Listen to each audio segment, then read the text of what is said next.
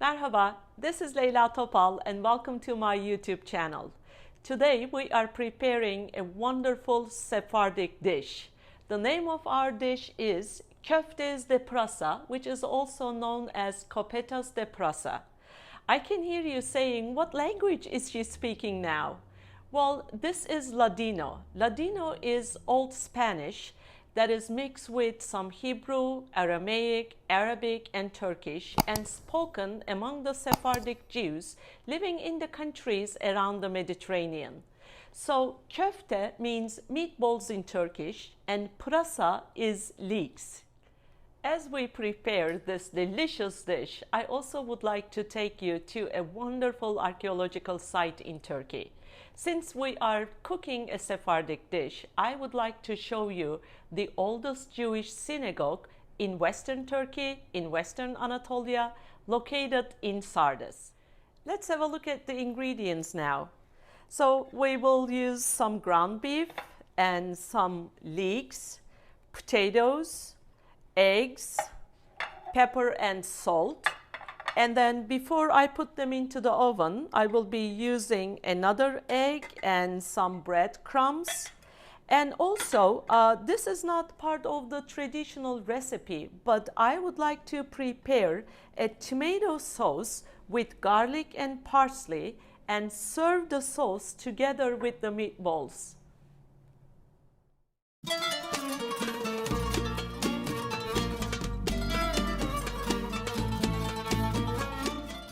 So I just cleaned the leeks and chopped them, washed them well. So right now what I will do is I will slice them very finely, and I have water boiling on the stove right now, and once I finish chopping them really small, I will cook them on the stove and then drain them. Then I will start making my meatballs.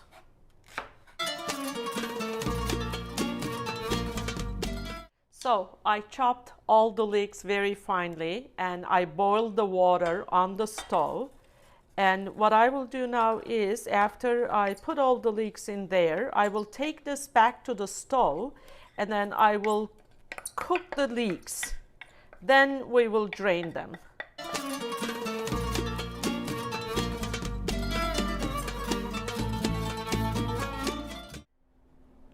I boiled the leeks for 5 minutes and now I will drain them.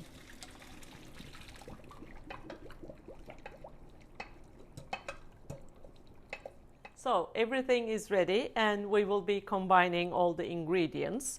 I boiled one potato, peeled it, and I'm just grating it now. And you can see the leeks are ready and I will add them to the mixture here.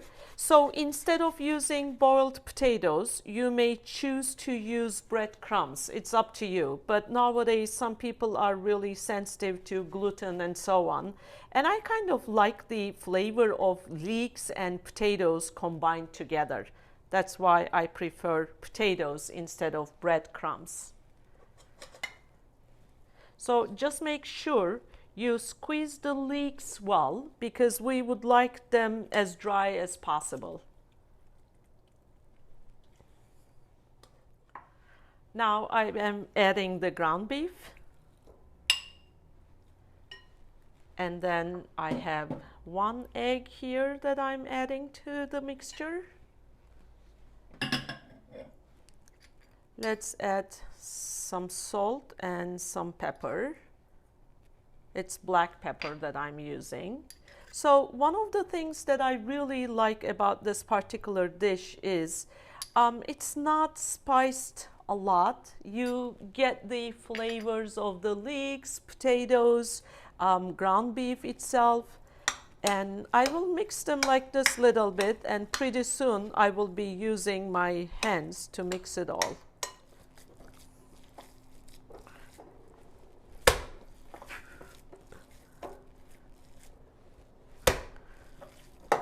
Make sure you combine it well. So the next step is to take pieces that are like the size of walnuts and then you give them a form. Well, the traditional recipe requires these meatballs to be deep fried.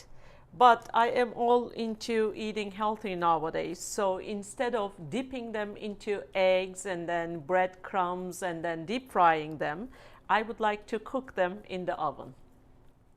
As I am forming the meatballs, I would like to take you to Sardis, the capital city of the Lydian Empire. Well, Sardis is a remarkably long-lived city. It was occupied from the Lydian period, that is to say about 1000 BCE till the Byzantine era, 600 CE, for roughly 1600 years. And in the light of the recent excavations, today scholars think that the history of the city even went back earlier than 1000 BCE. Well, who were those Lydians? Lydians were of Anatolian origin and they were very wealthy, and their wealth did not come only from farming and trading, but also from the gold that they obtained from the banks of Pactolus stream. They conquered most of the cities along the Aegean. They invented world's first coins, and they crafted the most glorious, beautiful gold jewelry.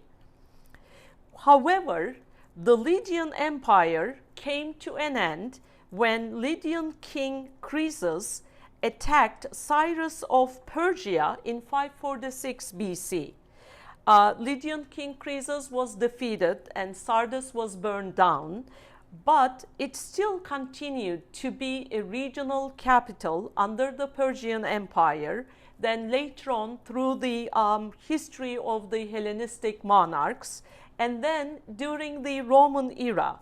So the remains of the synagogue that I would like to show you now are from Roman era.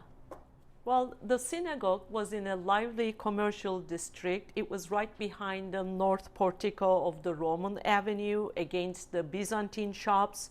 Most of the shops were owned by the wealthy Christian, Jewish, and pagan members of the city. A couple of really interesting things, because a huge gymnasium bath complex was located right in the center of the city, and an earthquake in 17 CE badly shook the city, and that complex got destroyed, and then they started rebuilding it. And end of 3rd century CE, they actually gave the southern halls of that gymnasium bath complex to the Jewish community living in the city to be turned into a synagogue. This is very important because this is like the only example of a civil building partially given to the Jewish community and then being turned into a synagogue. So when you enter into the synagogue, there is a courtyard with a beautiful marble urn right in the center, and then you enter into the synagogue itself. It is pretty big in size. The length is 50 meters, and that's about 150 feet. The width is 20 meters, over 60 feet.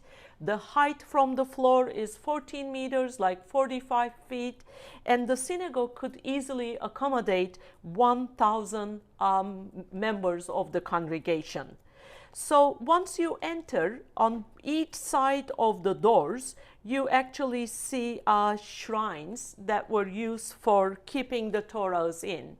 And the Torahs were carried through the assembly hall to the marble table, and then they would put them on the marble table and read them there. On each side of the marble table, you see statues of lions like guardians. Both the lions and the marble table that you see here were older than the synagogue. They must have been in some other pagan building, and then they carried them there and used them for the decoration. The walls of the synagogue were decorated with the most beautiful examples of marble mosaics, and names of the donors that contributed to the conversion of this building into the synagogue are written down. The floors are all covered in gorgeous mosaics, and during the excavations they also found a lot of examples of menorah from marble, baked clay, It is actually one of the most well-preserved ancient synagogues that you can see in the world today. So my meatballs are ready to go into the oven. I have about 1 pound of ground beef here, and that's about half a kilo. So out of 1 pound, I made 32 meatballs. Well, it's all up to you how big or small you would like to make it. But again, for the exact measurements, please check the descriptions underneath my YouTube video. So the last step is just to brush the meatballs with some egg yolk, and then I will put some bread crumbs on it. Just like this. I heated my oven at 390 Fahrenheit, that's roughly 200 degrees, and then I will put them into the oven in a minute. Then we will see the result later on. Instead of deep frying, trying them in the oven this time. So making the tomato sauce is up to you. It's not part of the traditional recipe, but I would like to give it a try today. So I already grated 1 tomato, and you may use a food processor instead of a grater, whichever is easy for you. And then you can see the garlic that I chopped there. My husband and I like garlic a lot, so I have like 4 cloves of garlic that are chopped there. And pretty soon I will put the tomato sauce and the garlic into the pot there, and I will start cooking it on the stove till all the juice evaporates. Then I will add some olive oil to it, and at the last minute some chopped parsley. Instead of chopped parsley, you may also use basil, but this is what I have at home today.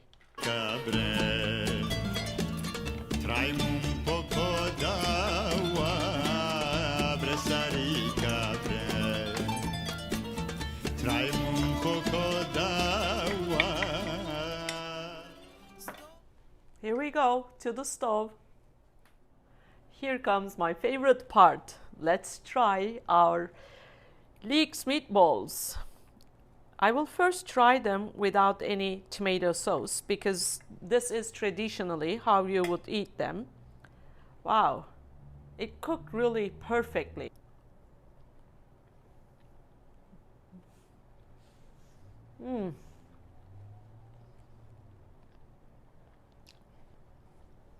It's to die for. Leeks and potatoes make it like so flavorful, but at the same time very soft.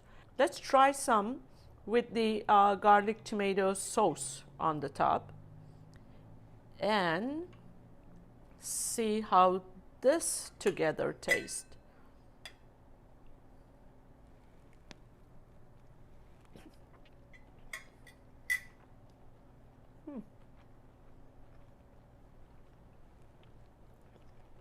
This is also very good, but this is like totally different flavor. That tomato garlic sauce combination, this takes you to a different level, I would say. Hard to decide whether I like it on its own or with the tomato sauce.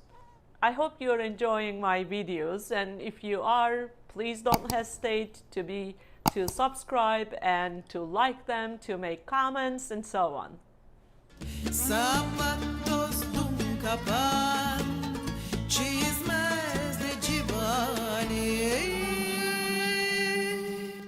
Yerle va mercar. Sapatos dum kapan, çizmez